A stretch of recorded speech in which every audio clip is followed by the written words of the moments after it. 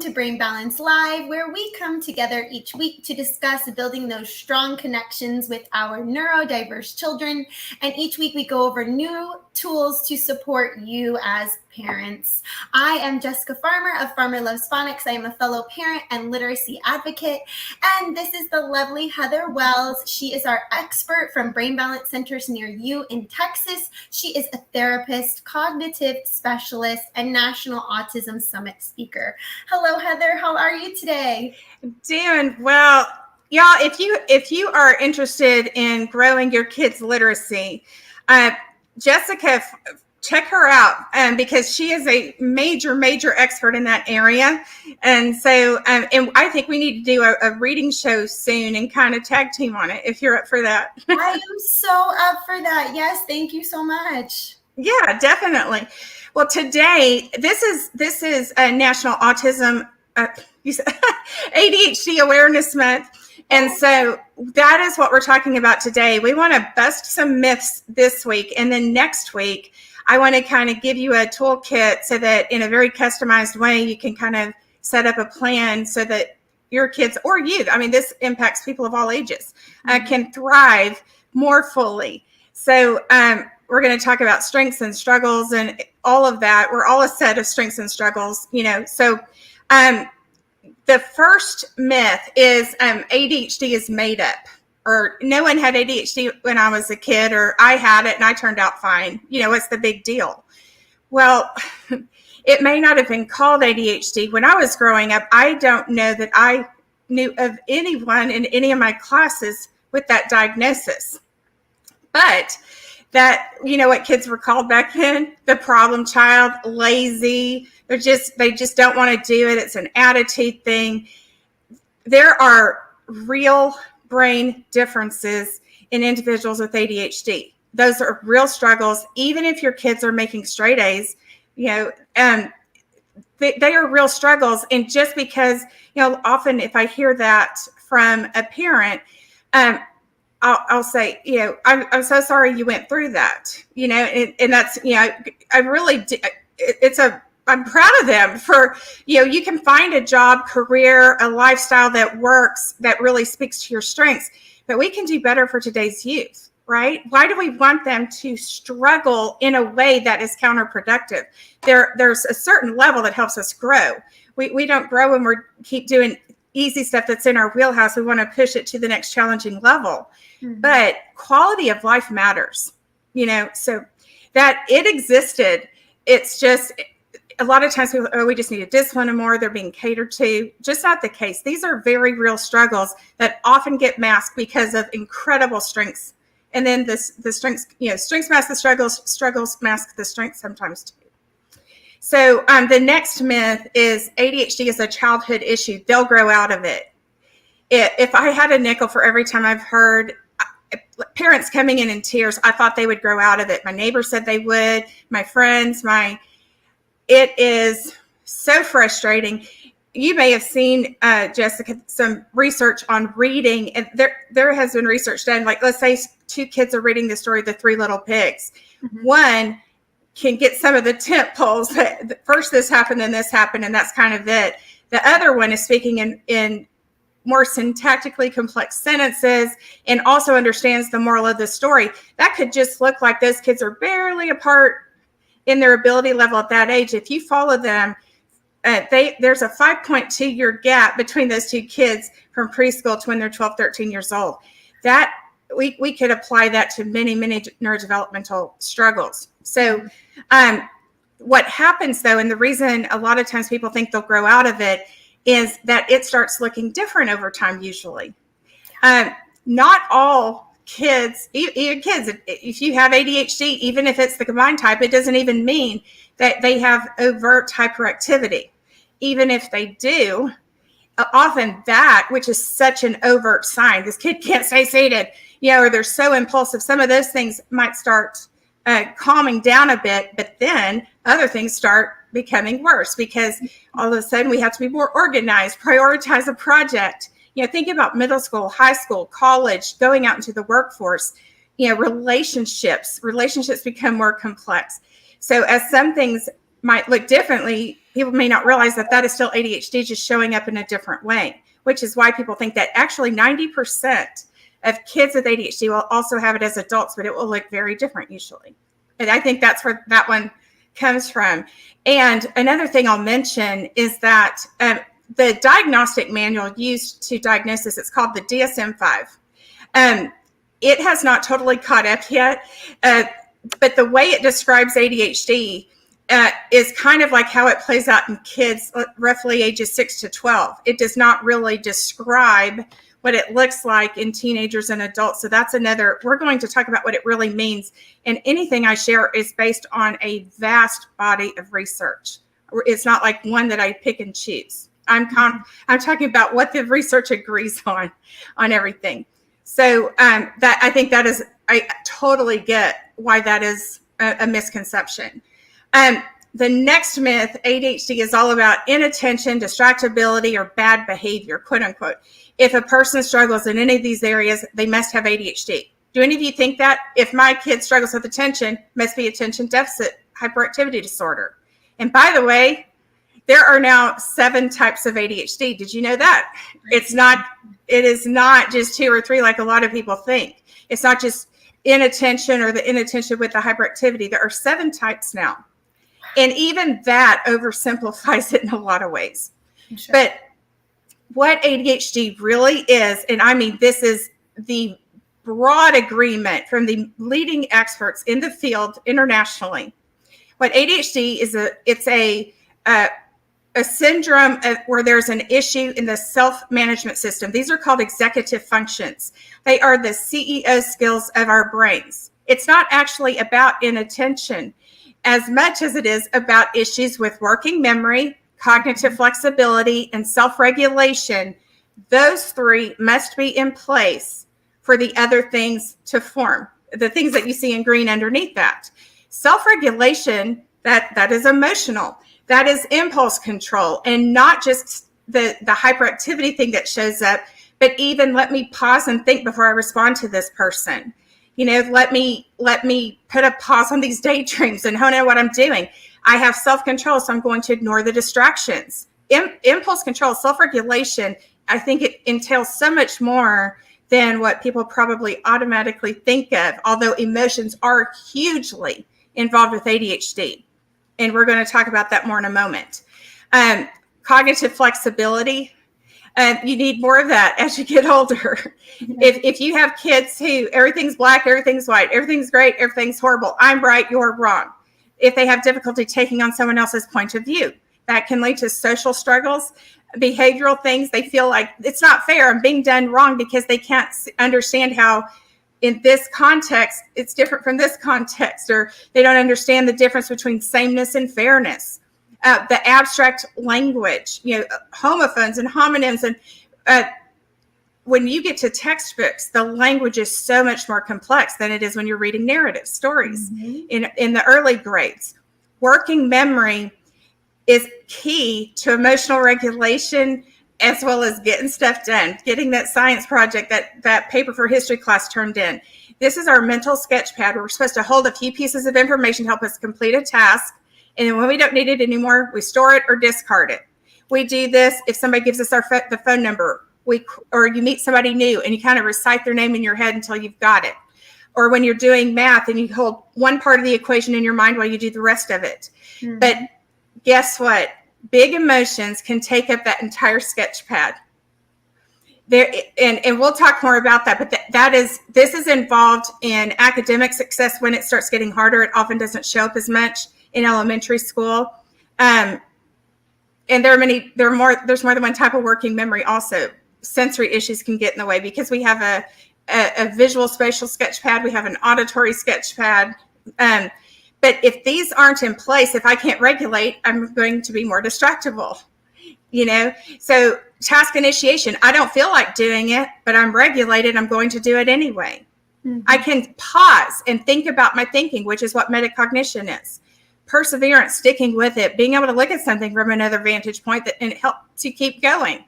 It's not hopeless. But, organization, time management, planning, all those 3 top tier skills must be in place for the others to follow. That is what ADHD actually is.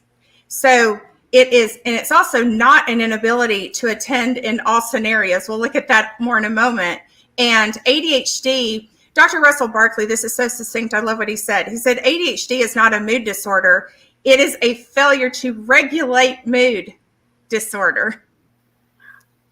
Mm-hmm. That is brilliant. And that really, I wish I would have thought of that, but he's smarter than I am. And so let's move on to the next slide. Keeping in mind that ADHD is about the self-management system. It's about executive functions. The textbook view, which is based, again, on ages 6 to 12, what usually comes to people's minds, impulsivity, hyperactivity, inability to attend. If you see these things, it must be ADHD. Or on the flip side of that, that doesn't even exist. That's not a thing, you know.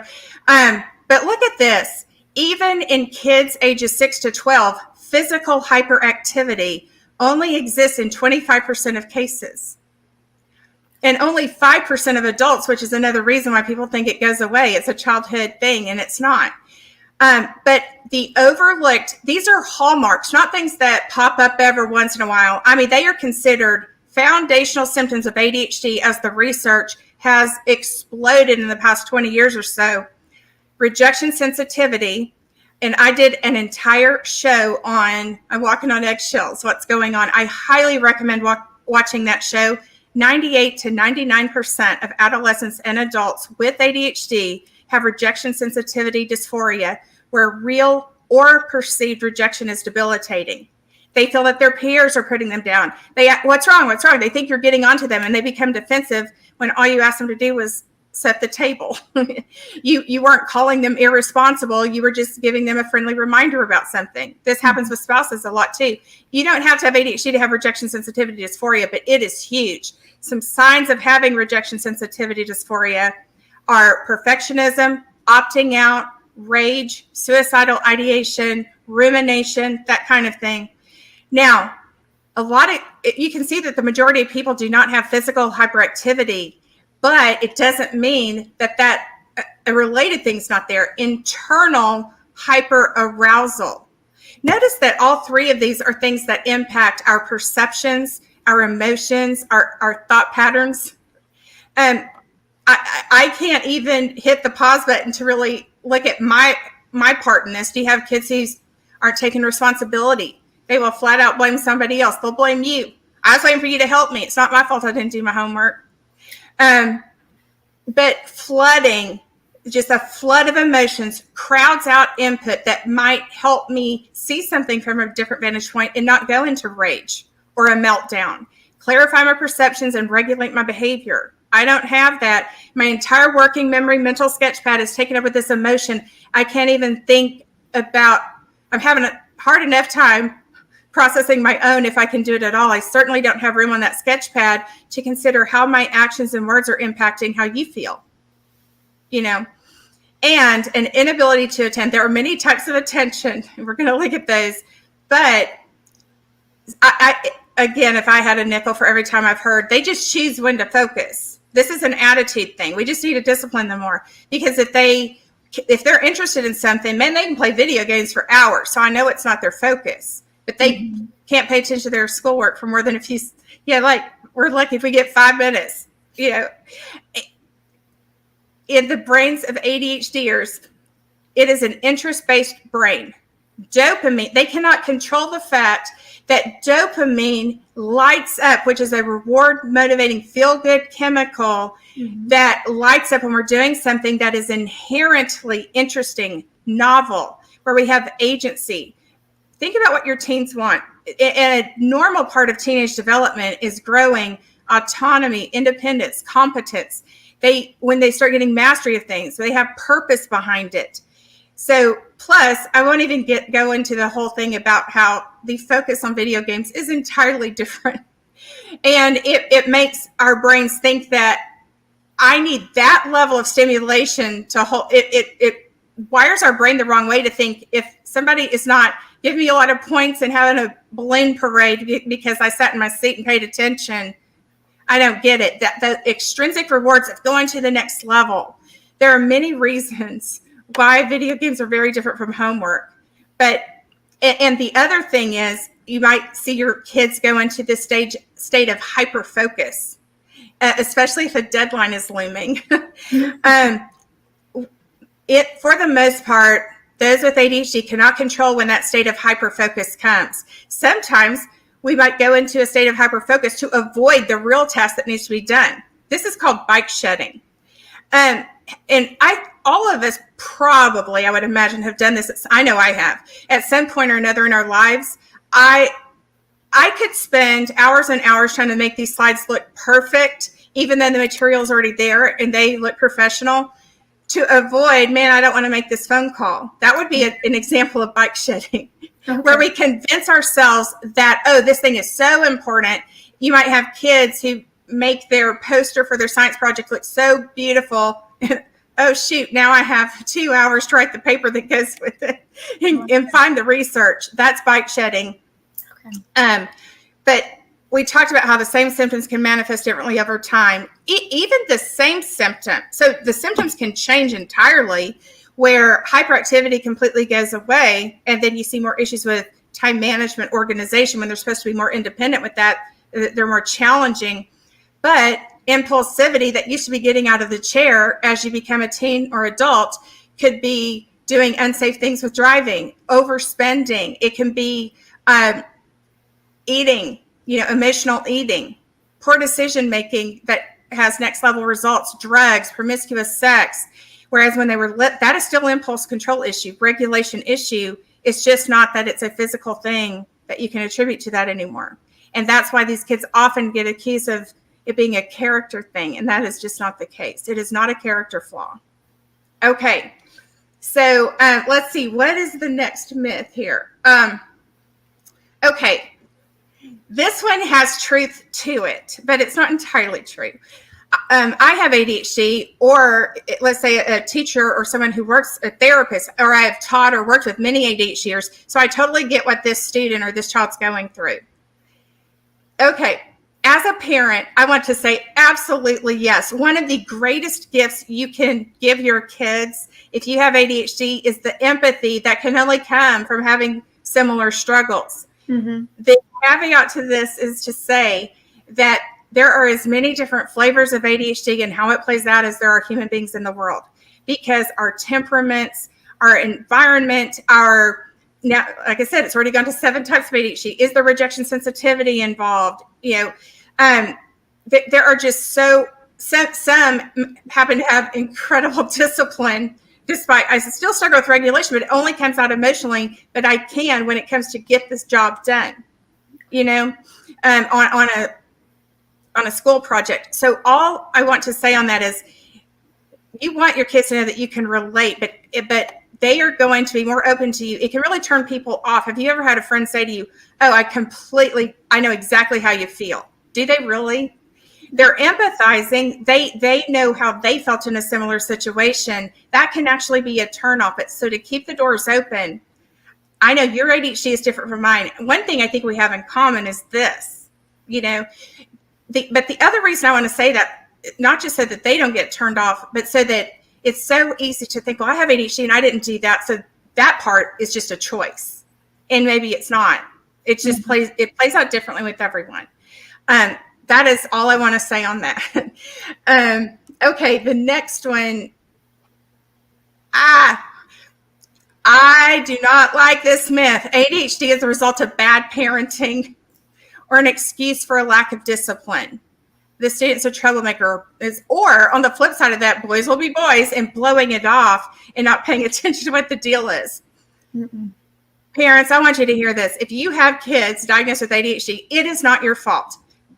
Bad parenting did not cause it. If you're a parent who your family has stopped doing certain activities because you get those looks, sometimes people will even say things. They do not know what it is to be in your shoes. It is not your fault. Absolutely is not your fault. Period. I actually got chills saying that, because the number of times over 3 decades that I have sat down with parents blaming themselves, the parental guilt, I think there's parental guilt in general. When you have neurodiverse kids, it tends to go through the roof. It's harder. You're facing challenges. I mean, there isn't a parenting playbook to begin with. There certainly isn't one when you have neurodiverse kids. There are beautiful gifts that come with it. There are also struggles, and it's okay to be tired. And it doesn't mean you're doing everything right. You're a human being. It's still not your fault, right? So, in case I haven't been really clear on that, it is not your fault. I am very passionate about that. Maya Angelou said, we do the best we can, and when we know more, we do better. That's all any of us can do. I, as a professional, look back on my mama's skills with my 2 boys with ADHD and other things. I'm like, man, did I blow that? I totally forgot things I know as a professional in the mama's seat. It's like, yeah, I botched that part up. And part of it, I think the biggest part of it is that people with neurotypical kids, and I just don't like that term because we're all neurodiverse, but I'm talking about in terms of how the textbooks use those words. They can't relate to the challenge. But the other part of this is that often parenting classes or certain techniques are recommended to parents of ADHDers, or if you have kids with ODD, oppositional defiant disorder. That's not because you're a bad parent. It's because it is a tougher job, and what works for a lot of the population is not as effective. That is often part of a holistic plan. It is not an indictment on the parents themselves. It's just not. So, okay, I've nailed that one. Okay, the next one is a myth is once we have the diagnosis, we are finished with the discovery process. Not true. And this is for several reasons. One is it's important to note, we are talking about ADHD today. We've already talked about it. It's very real. Also, sometimes individuals are diagnosed with ADHD when it is something else, because there are many issues that can cause distractibility, that can cause fidgeting or having trouble staying seated. Sensory processing, for example, would be one of those. Visual perception and processing struggles often get confused with ADHD. So if you just go by the symptoms, that often will quickly lead. Can the teacher, doctor, parent, how many check marks do we have? You count them up. Yes, it's in 2 or more environments, ADHD. Not necessarily. So it is more, you've got to go by more than symptoms. Why? Why do they have those symptoms in the first place? The flip side of it is we're not done, because they're 75 to 80% of individuals who have ADHD have at least one co-occurring struggle. 75 to 80%. About 20, it only travels alone 20 to 25% of the time. Wow. So this is, I have firsthand experience with this. My dad, as many of you know, lost the right hemisphere of his brain to a tumor the size of a grapefruit in 2001. And I knew who my dad was before. I learned the new version of my dad after that. Fast forward about 15 years, it's 2016. Suddenly, my dad was completely incoherent, and he could not stand non-weight bearing, their thing called a Hoyer lift, to get to even transfer him anywhere. Things were nosediving. And I was talking to all these specialists who knew my dad's health history intimately. And I said, I think he has Parkinson's or Lewy body dementia. And the reason I wasn't certain on that is the onset of symptoms is part of what impacts which one it is. There's a lot of overlap. And the brain tumor kind of muddied the water on that. They wouldn't listen to me. They said, Heather, and they were being very nice, but they said, Heather, honey, he has half a brain. And I said, I know, but I knew what his new normal was before. This is a different new normal. Mm-hmm. I did not want to have to start with new doctors because it is a very complex situation with my dad. But I just had to. First visit, Parkinson's disease, and his life turned around. Just because you find one yes does not mean you're done looking. If we want our loved ones to thrive in the highest quality of life, keep looking, not to find things that aren't there, but to rule out the things that aren't, and to make sure we're addressing 100% of what's going on and not 20, 40, 60% of it. So bipolar, 25 to 40% of individuals. Oppositional defiant disorder, 40 to 70% also have this. Now, that looks like a big range. Like how legit can this research be when there's such a large range? The difference is ODD is more common if you have the hyperactive type of ADHD than if you have the inattentive type. That's why so depending on which research and what flavor of ADHD they were looking at. More than a third of individuals have anxiety, but for women, they often get misdiagnosed with anxiety or depression because for the longest time, women can't have ADHD. Yes, they can. In a lifetime, over 70% of those with ADHD will need help for depression. Now, when we're thinking about these things, part of a treatment plan is to know what is primary and what is secondary. In other words, do they maybe just major depressive disorder? There are many types of depression. It can also be sort of anhedonia, where you just feel nothingness, but it's sort of low grade. Yeah, there can be low grade, or it can be it can be kind of the ups and downs. It depends on the type of depression.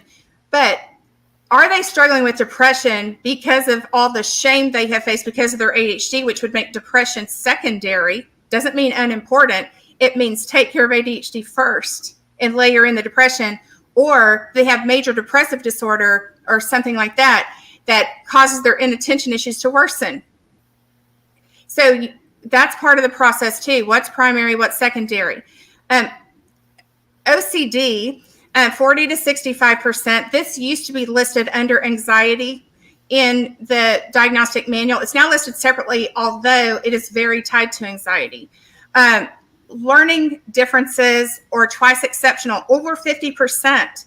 And there can be language delays, even if your child talks up a blue streak, where they don't really show up until now we are in what's called expository text. I mean, we're reading chemistry books, civics. It didn't show up when we were reading the story about Clifford the Big Red Dog, Or it could be pragmatic language, social language. Those things still impact education. But twice exceptional, this means that a student has, they're called learning disability. I prefer learning difference in at least one area, and an area of giftedness in another. Again, so many times struggles mask strengths, strengths mask struggles. If your kids have trouble with behavior in a certain class, maybe they're not being challenged enough in that class. They might have an area of giftedness. They do have an interest-based brain, but also, are there areas where we can really help them shine and grow? They might need special help in one area, and then they need to be in an advanced class in another. This often gets missed. I would say that twice exceptional students are among the most misunderstood. And with some of the highest dropout rates, there's a lot of really bad statistics about prison, dropping out, scary things that can happen. So consider this. Over 50% have sensory processing disorder instead of ADHD. So over 50% of people diagnosed with ADHD either have sensory processing disorder that was misdiagnosed as ADHD, or they have both. Wow. So that does not mean that over 50% were misdiagnosed. It means that over 50% either have the wrong diagnosis, and it's SPD, sensory processing disorder, or they have both and one got missed. I have done entire shows about differentiating sensory processing disorder from ADHD that you can check out if you want to. But just some other things to think about. There are huge links that often get missed between perpetual headaches, migraines, and ADHD. This is for several reasons, because maybe I don't have good time management. I can't get organized to get the meal together. It can have to do with what I eat. It can be dehydration. It can be sleep cycles being off. Also, individuals with ADHD, especially in the teen and young adult years, are at much higher risk of traffic accidents, and they're much more likely to be the one at fault. And so they may have concussions, TBIs. And even if it's a sports TBI, one thing to be aware of is often it can look like, wow, we got through scot-free and nothing even happened after this concussion. And then 5 years later, for no apparent reason, suddenly my kid is struggling in school. They've always been an A student. What's going on? I'm not saying it is, but it could relate back to a traumatic brain injury, even if it seemed mild at the time. But that part of the brain wasn't being called upon for high-level skills at the level it is now that they're in middle or high school. There have been studies done on this, and those who suffered concussions, and later on, it started manifesting with their executive functions, only 2% were receiving the services in the school they needed related to that, because it's very hard to connect those dots. Eating disorders, cutting, self-harm, which girls tend to internalize some of their struggles more. And so women are, not because they're weaker mentally, that's another myth we won't even go into today, so it's ADHD, but tend to internalize the emotional dysregulation more, whereas guys tend to be more aggressive. And I know we're in this world of a lot of things are changing. That's not stereotype. That's what the research shows still today. Women still, in general, females still have a higher likelihood of wanting to fit in with the expectation, the norm, and they turn it inward. And then anxiety, depression, things can brew. But as I said, often ADHD gets missed, and that's the primary thing going on. So many issues have similar symptoms. Is it ADHD? Are you sure? And if so, is that all it is? Not everything is attributable to the ADHD. Okay. ADHD occurs more frequently in boys than girls. Not true. And this is because of how it manifests. With boys, they are more likely to have the H part of that, the hyperactivity that's external. And they are more likely to have more overt fights, physical with other people. But the research has found that gender specific, there is no difference. In fact, the population that is increasing in the number of diagnoses the most is adult women, because people think that it doesn't happen in adults and it doesn't happen with women as much. And I mean, oh, you made straight A's, you couldn't have, all that stuff. Know that, and know that it often gets misdiagnosed as something else. You have to be your own self-advocate when you're trying to get the help you need. People with high IQ can outsmart ADHD difficulties. Okay. This is another one that's a myth, and this is another population that, because they often can find a workaround and they keep making good grades longer, it gets overlooked.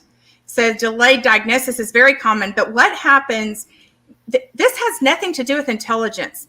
There has been zero systematic relationship between what one's IQ is and the likelihood of ADHD. ADHD has zero to do with intelligence.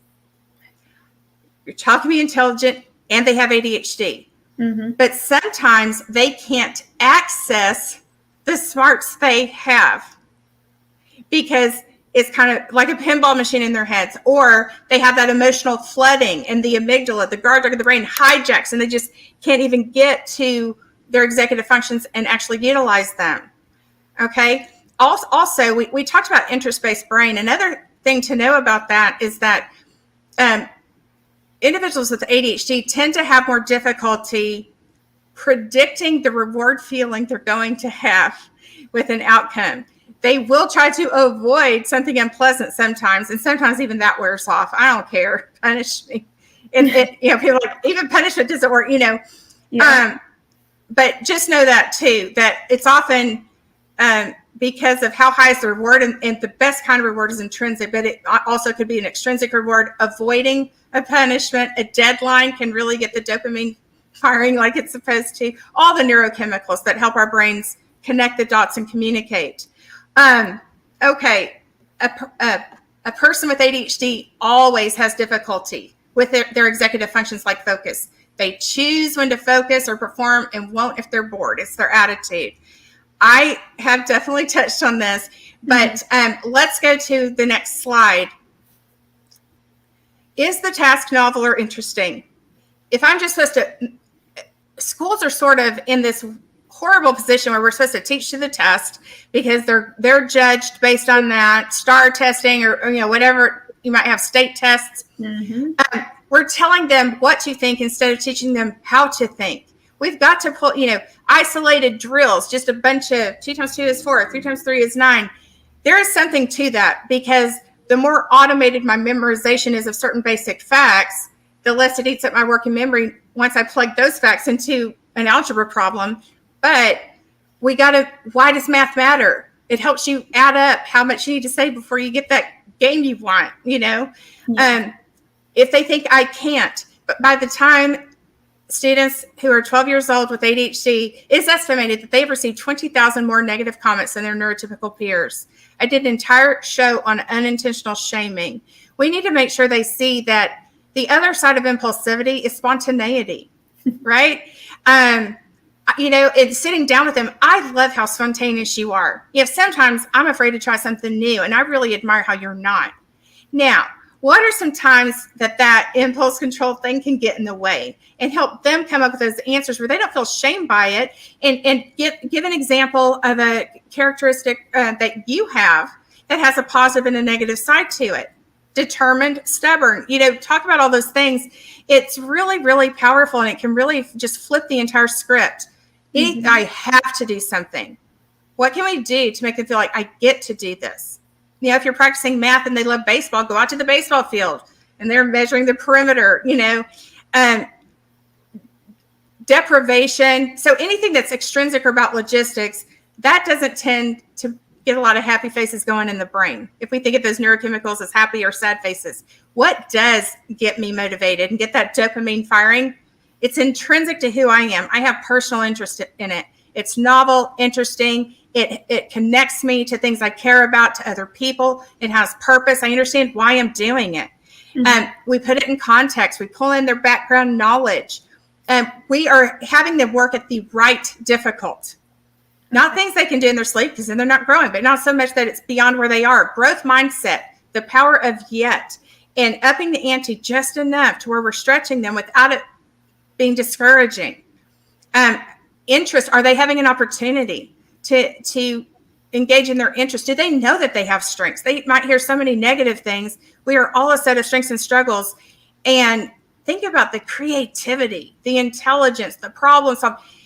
Often individuals with ADHD are excellent problem solvers once they get past impulse control issues, because they faced more challenges maybe than the person next to them. But what do they want to cultivate? What can we get them engaged in that has nothing to do with school? I don't mean extracurricular, but something that's not academic that really stretches and grows them, unless they love academic. But things that get their curiosity going, creativity, that is what makes it happen.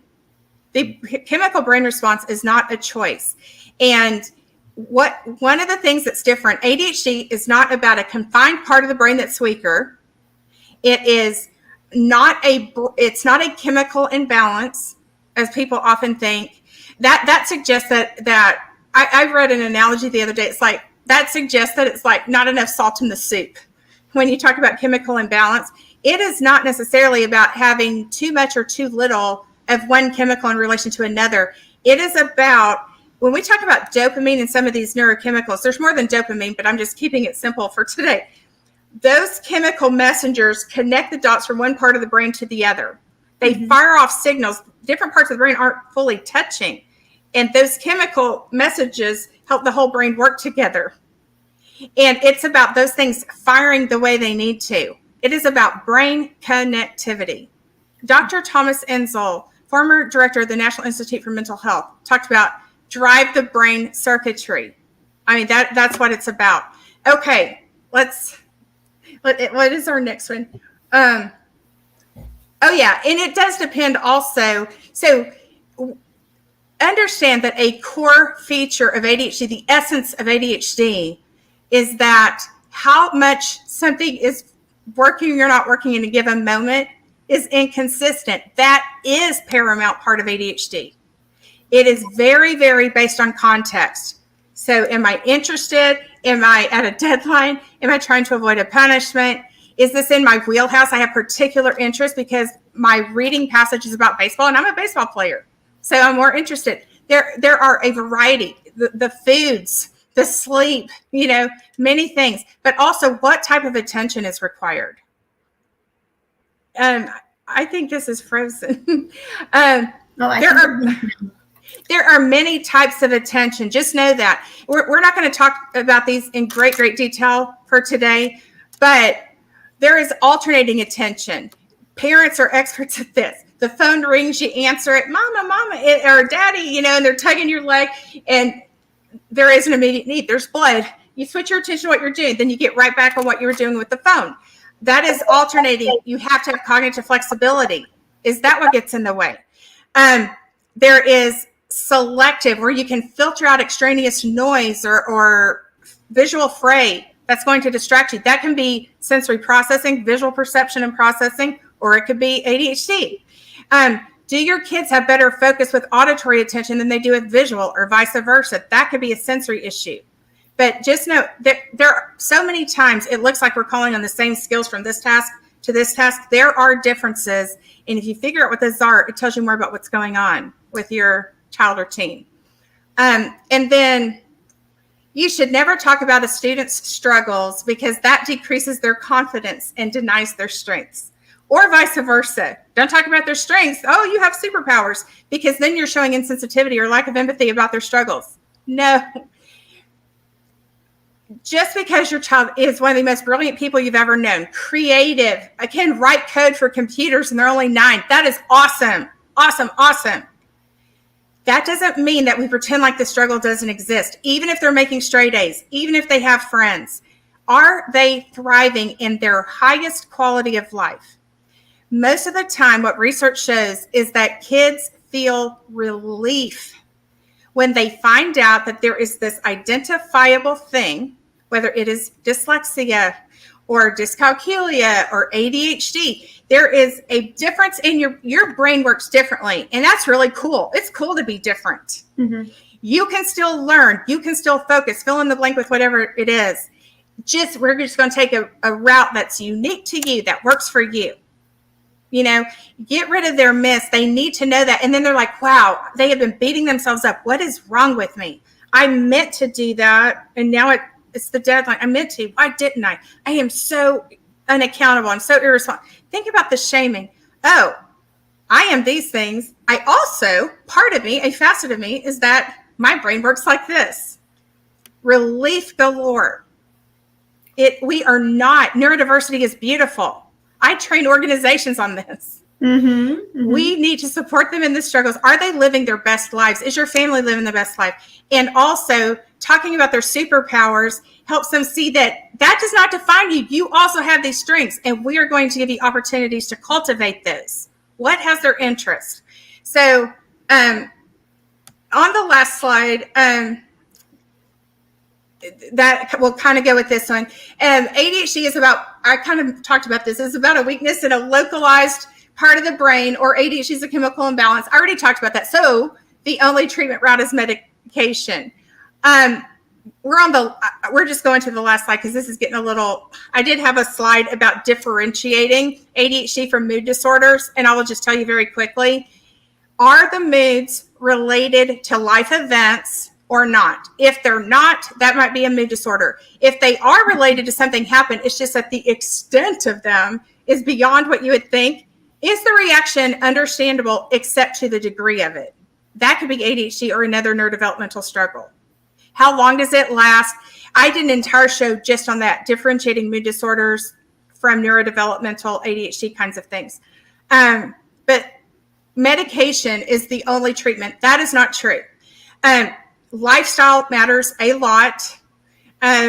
Sleep and diet, avoiding too much sugar and salt and gluten and dairy, and that's individual specific. Mm-hmm. Lots of protein, that helps us build up that neurotransmitter communication so the brain can talk like it needs to. Omega-3s, there are many, vitamin B, there are many types of supplements that can enhance the production of the different chemicals we need in our brains that tend to be impacted. And exercise is very important, limiting screen time, and not all screen time is created equally. Lifestyle matters a lot. Also, anything that grows brain connectivity. But Dr. Larry Silver, medication alone is not enough. We cannot treat just a neurochemical issue.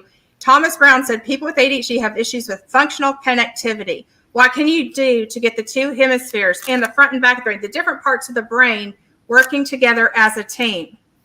This is why we have had Harvard, Cambridge Brain Science. We had a new one come out last week from a totally different organization, peer-reviewed research showing the efficacy of our program working with kids with ADHD and related struggles, because when you build brain connectivity, you are building a stronger brain and helping the weaknesses catch up to the strengths, and the strengths get even stronger.